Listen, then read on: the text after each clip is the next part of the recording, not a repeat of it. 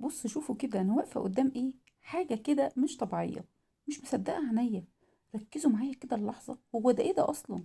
ده يا سيدي سرير بيبي مهد. بس لو ابني نام فيه هيصحى يطلب مني عقد شراكه في الاهرامات. بصوا على التفاصيل. روكوكو لويس الكام ده لو البيبي عطس هتلاقي الدهب بينزل كده عليك من السقف. بس يا ترى ايه السر ورا المهد ده؟ ايه الإثارة اللي محدش يعرفها؟ القصة بتبدأ معانا من سنة 1900 في فرنسا. في الأصل القطعة الفخمة اللي انت شايفها دي كانت مكتب. أي والله زي ما بقولك كده. مكتب بيتحط عليه فواتير ومواعيد دكتور الأسنان. يعني كان بالبلدي كده ترابيزة. لحد ما جه الفنان المصري الأسطورة محمد شكيب. شاف المكتب ده وقال أبدا، ده مش ممكن يكون مكتب، دي فخامة. ده لازم يبقى سرير بيبي. حوله من ورقة لتحفة. تخيلوا معايا بقى الراجل الفرنساوي اللي عمل المكتب ده لما شاف المهد قالك أنا كنت أعمى، إزاي عملته مكتب؟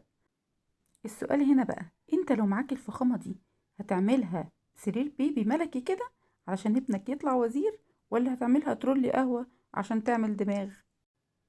اكتب لي بقى في الكومنتات، وما تنساش اللايك والفولو علشان الفخامة دي ما تضيعش.